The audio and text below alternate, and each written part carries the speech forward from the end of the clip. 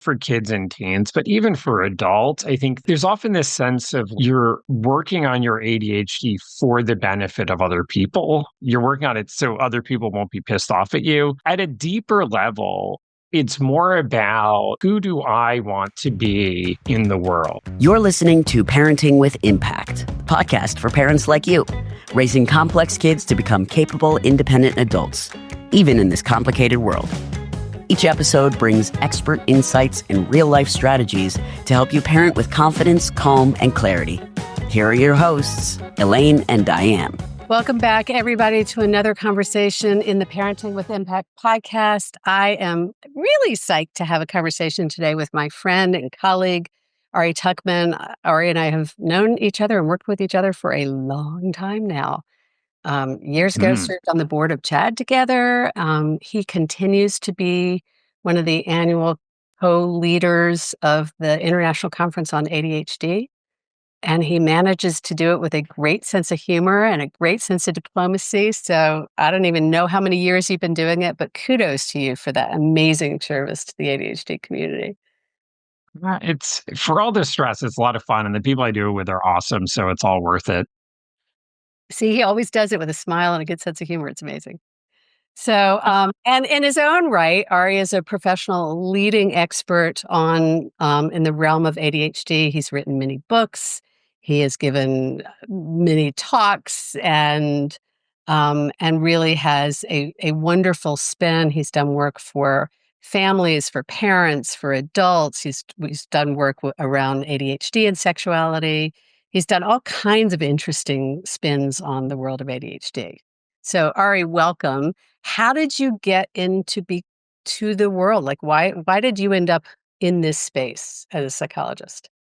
Yeah. So, I wound up sort of falling into adult ADHD when I first came out of grad school in the late 90s. And, one of the psychiatrists in the group practice I was in basically sort of turned me onto it, where he said, I've got all these adults with ADHD and I'm putting them on medication and, it helps, but they could really use some additional help with practical life skills. That sounds familiar. Basically kind of talking about almost ADHD coaching without using the words, because I don't know if that was actually even a thing then. Well, coaching was a thing then. So, yeah.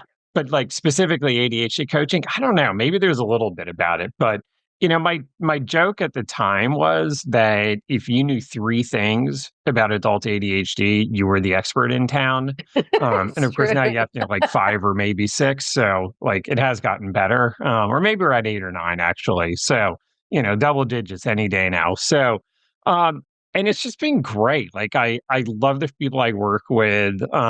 It's a really good fit for kind of how I think and how I like to sort of solve problems. So yeah, I went from seeing a bunch of adults and then, I see kids and teens as well, and I see couples, and I don't know. I mean, it's, ADHD is just people, so there's obviously everything applies, but it's been a good time and I get to meet cool people like you and hang out sometimes. Yeah, we do. We get to hang out once or twice a year. It's always good. Yeah. Yeah. So you said something that really stuck with me. ADHD is just people, right? And what's always struck me, when I started getting into this realm, and I work with parents of complex kids, and so do you. So ADHD and anxiety, depression, and learning disabilities, it's all of it, right? It's ADHD travels with lots of cousins. And the piece that really struck out what you just said is, and it influences every aspect of their life, right? Yeah. And we used to think of it as it was what little boys dealt with in school, or there are so many assumptions about it out there, and there's a lot of information. But really, what's fascinating about it is that there's not a piece of someone's life that can't be impacted by their ADHD. What would you say? And that's absolutely true. I mean, we bring all of ourselves to everything we do, right? For better or worse, right? We do. So yeah, I mean, if only ADHD ceased to be relevant when the school bell rings at the end of the day or when someone hands you a high school diploma, Right. if only. So, so I think what it kind of tells us a couple things. I mean, one is that this is important, this is serious stuff.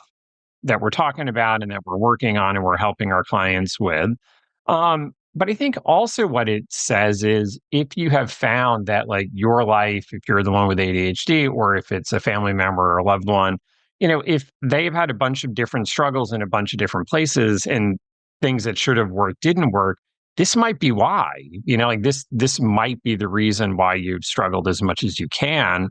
And that's the bad news. The good news is as you really understand ADHD beyond just kind of the superficial level, it really it's empowering to know how to handle these situations better. Yeah, it is. And so before we go to how to handle it, because what you just pointed to is so interesting, right? ADHD shows up in all aspects of our lives. How we do anything is how we do everything. Like you take yourself Mhm. wherever you go, right? And then you said as you really understand it, it's really empowering to know how to handle it. But really understanding it and is not always so easy because it looks so different in different people. So let's talk about the complexity and nuance of it first before we move to Yeah. And I think that's absolutely true. I mean, it depends on who you are in the situation that you're in. And, as much as in its purest form, so to speak, ADHD is really sort of like a neurological thing, right? It has to do with the transmission mostly of dopamine and, how receptors pick it up and whatever. But, like we're not just kind of, a bag of cells that sort of walks around the world, but rather, kind of the neurological becomes psychological in the sense that the experiences that we have, how people treat you, what you tend to do well with, what you tend to struggle with, how your successes and failures are sort of attributed, as in like you worked really hard, you're so smart, good job, or why did you wait so long to do this? What's wrong with you? You're just not responsible, or you need to take life more seriously, or all the other critical things that kids with ADHD experience, right? Like that has an effect on how you see yourself, how you relate to other people, how you deal with challenges that life inevitably brings.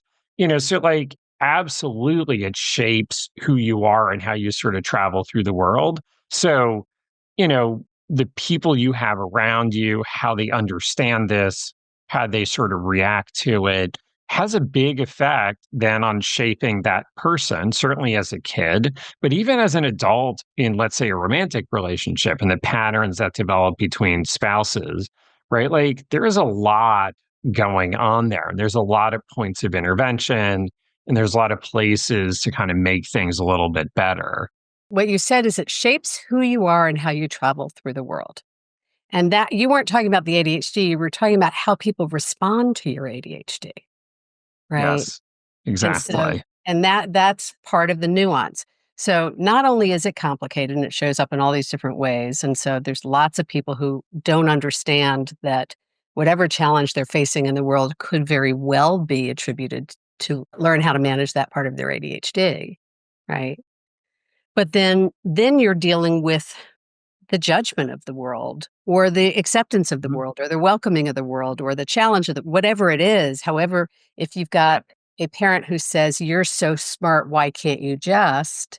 You're getting this like mixed message of "You're so smart, but," Sure. That right? dreaded just. The dreaded just, right? So Yeah. there's something really important about how we talk to and with people with ADHD and the things that they struggle with and challenge and are challenged by. Yeah.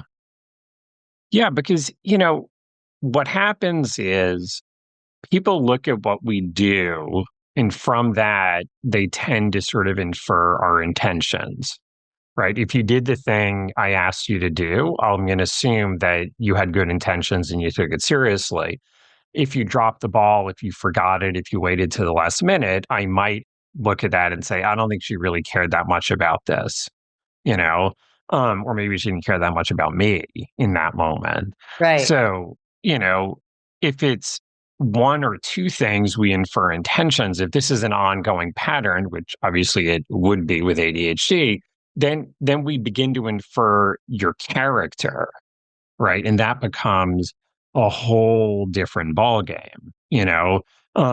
And then as the person with ADHD, you then begin to internalize how people see you, right? And it kind of calls back to that old original, one of the first books on adult ADHD. You mean I'm not lazy, Right.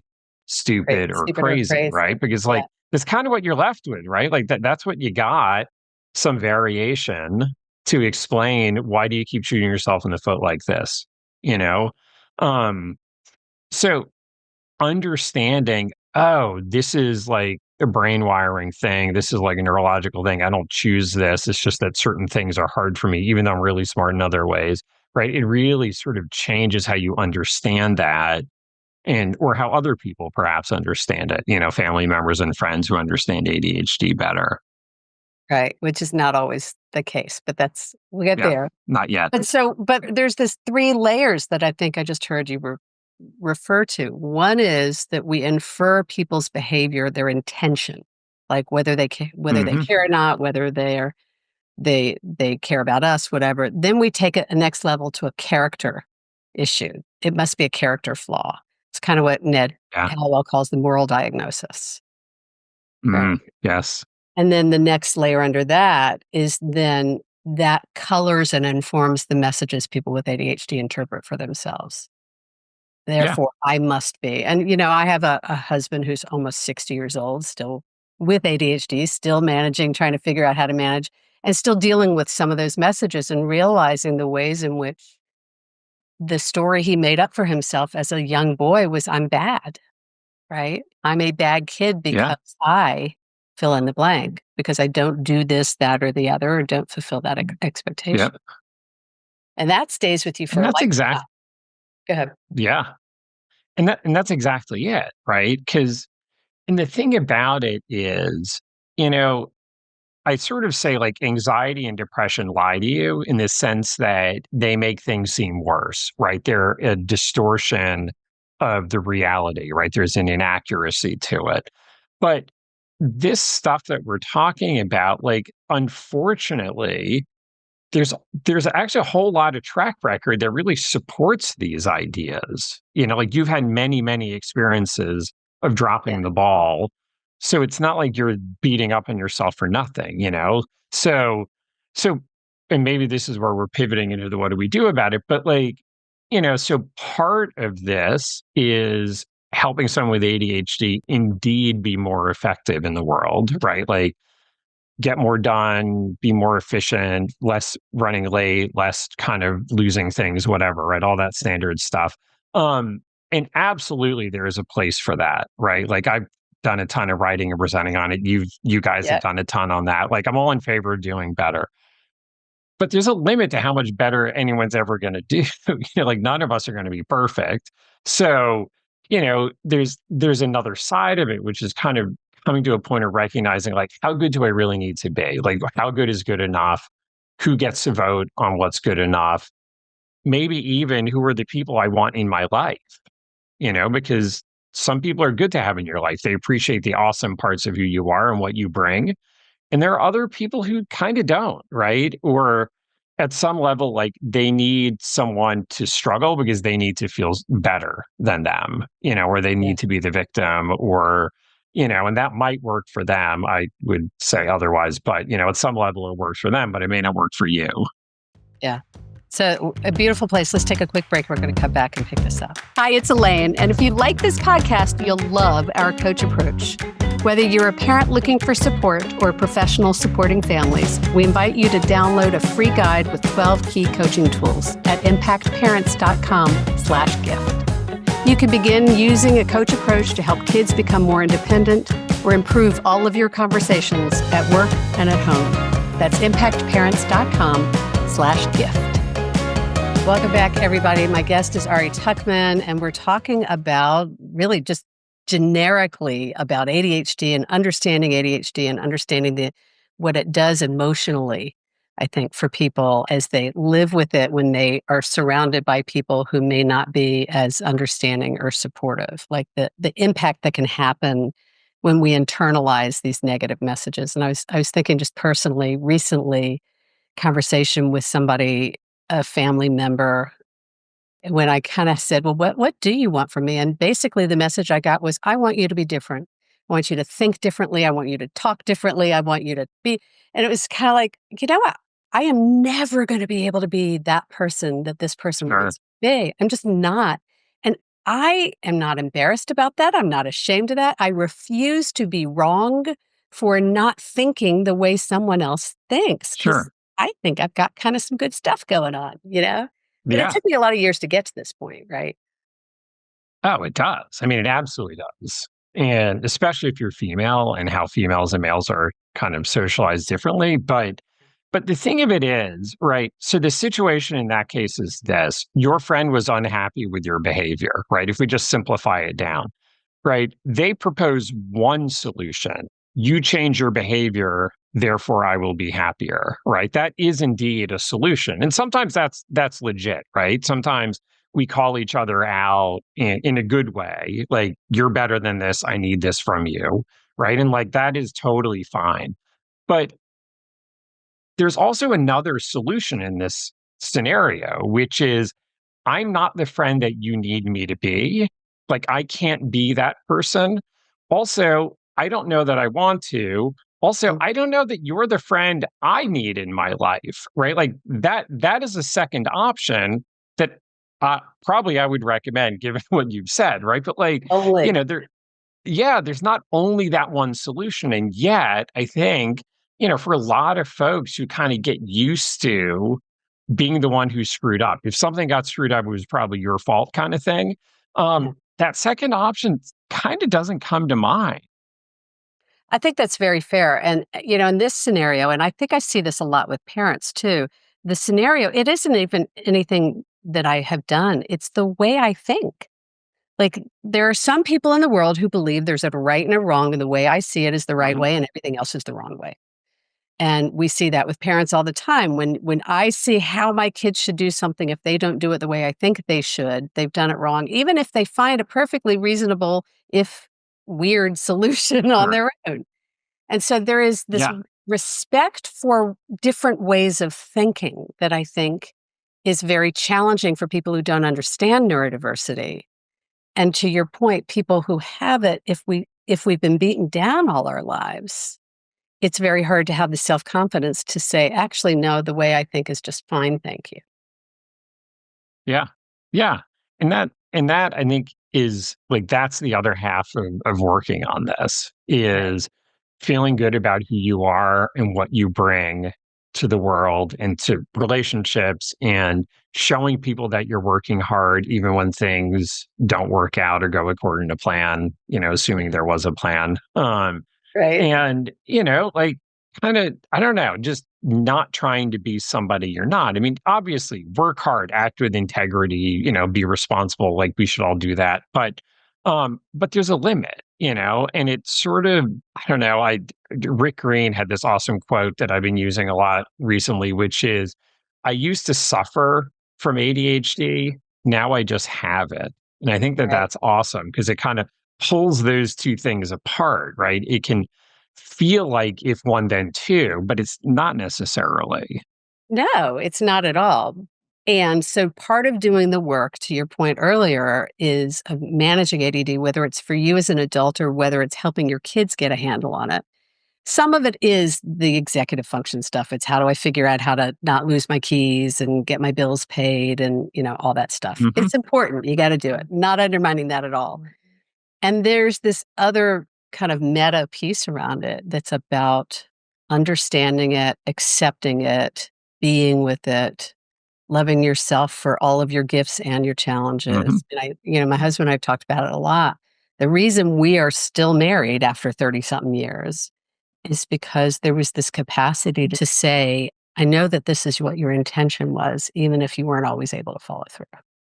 Yeah. Right. And that's huge. Like, that is a really big deal.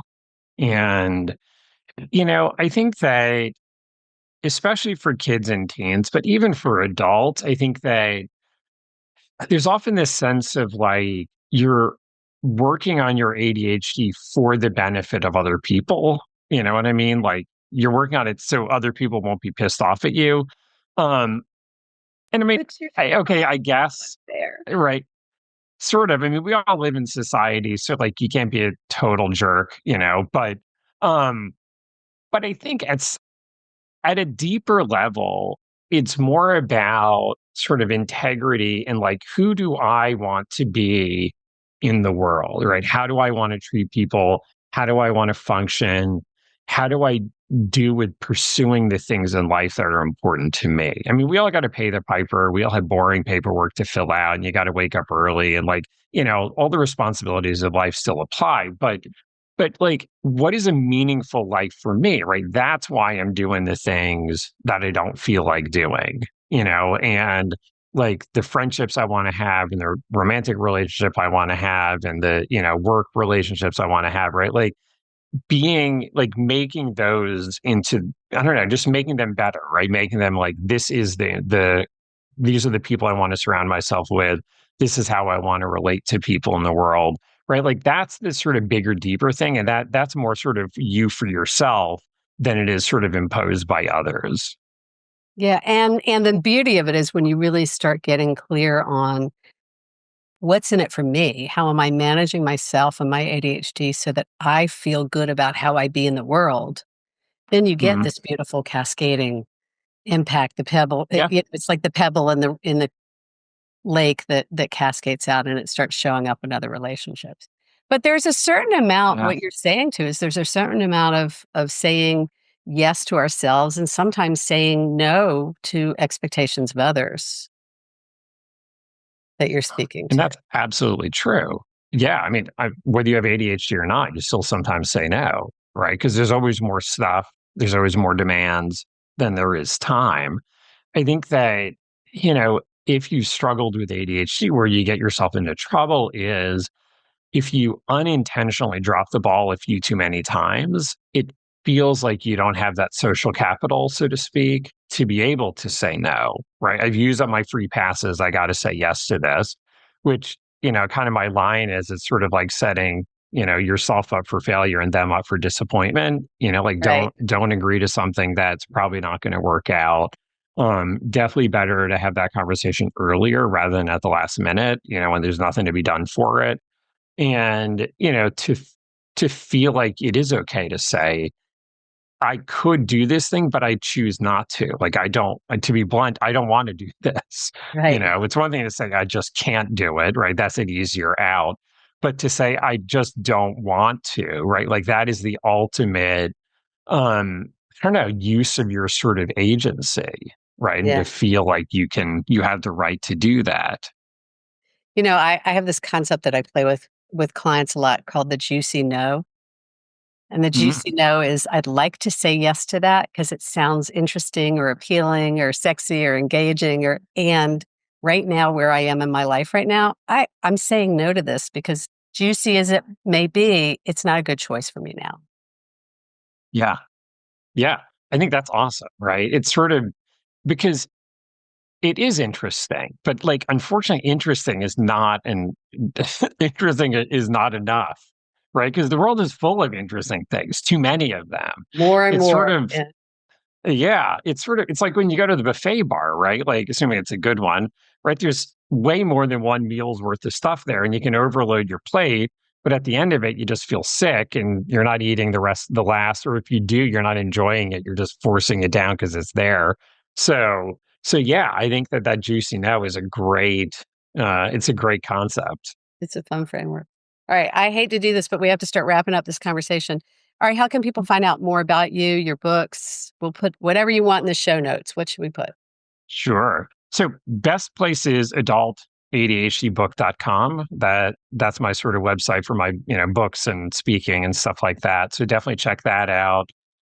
There's also the big annual conference. We do an in-person in the fall, and now we're doing an online conference March 7th and 8th. So if you go to chadd.org, that's kind of the easiest place. You can get some info on that. Lots of good stuff there. Beautiful. And you guys have heard us talk about the International Conference on ADHD a million times ad infinitum. That's where Diane and I met. We've been there every year since 2010. And you'll get plenty of information. If you're on our mailing list or in our community, you will see information about the conference. Ari, thank you. Anything else you want to say to kind of button up what we've talked about, or is there something we didn't talk about that you feel like we missed? I think I'll just sort of really make this explicit. I think just like the importance of community, Mm, right? Of not feeling like you're going it alone, of having people that you can sort of talk to and get good information from, or I don't know, like this and all the other cool stuff you and Diane do, right? Just good resources. You don't have to figure it out the hard way. But I think also just that kind of that more social support of having a community of people who get it, who you can sort of laugh with, who you can, vent to and maybe even kind of cry to over, all the struggles that come in life. And certainly all the struggles that come even more when you've got a complex kid. So, seek out those people, whether it's sort of just, a one-off friend or more official communities like this one or the conference or otherwise. beautiful. Yeah, I couldn't agree more. When Diane and I started Impact, there were three buckets, if you will: coaching, community, and classroom. And Mm, and exactly. it's the magic of the three of them that, here we are 13 years later, and we're still doing coaching, community, and classroom, right? So, Yep, exactly. all right. You got a favorite quote or motto? I know you got Rick's quote: "I used to suffer from ADHD, Mhm. now I just have it." What about yours? Something from you? So here's one that I sort of use a lot, which is ADHD doesn't invent new problems. It just exacerbates the universal ones, right? Whether you're an adult with ADHD, parent of a kid, if you are a kid with ADHD, if you're in a marriage where one person has ADHD or maybe both, right? Like it's not brand new, right? You're not discovering new ways to be miserable. It's the same stuff everybody deals with, but it's just probably more often, maybe more visible, probably a bigger consequence perhaps, but it is the regular stuff. So like you are in good company and that the stuff that works for folks with ADHD, most of it kind of works pretty well for everybody. But Good. the standard stuff, we can't necessarily go the other way, right? That just the standard stuff may not work as well. But if you find the right strategies, then they do work a whole lot better. Yeah, I love that. I've been a strong advocate in the last couple of years for universal design. Mhm. The more we look at supporting people with neurodiversity, when we do that, we support everybody, right? All boats will rise. Yep. Yeah, for sure. Yeah, exactly. Okay. All right. Thank you. Thanks for being here. Thanks for we're recording this before the fall conference, so I'll see you in a couple of weeks. And for those of you listening, we've got the virtual conference coming up in a few weeks, so hopefully we'll see you there. And to those of you listening, take a moment, check in with yourself. What's your insight or your aha from this conversation? What are you taking away from this conversation? I know what Ari and I were talking about, but what were you thinking about? And what are you aware of now that you might not have been so clear about 25 minutes ago? And as always, my friends, thank you for what you're doing for yourselves and for your kids. At the end of the day, you make an extraordinary difference. Take care, everybody. You've been listening to the Parenting with Impact podcast with Elaine and Diane. For more information on the Impact Parents community or to join Sanity School for Parents, please visit impactparents.com. If you like what you've heard, please share this podcast with friends who need similar guidance and subscribe wherever you listen to podcasts.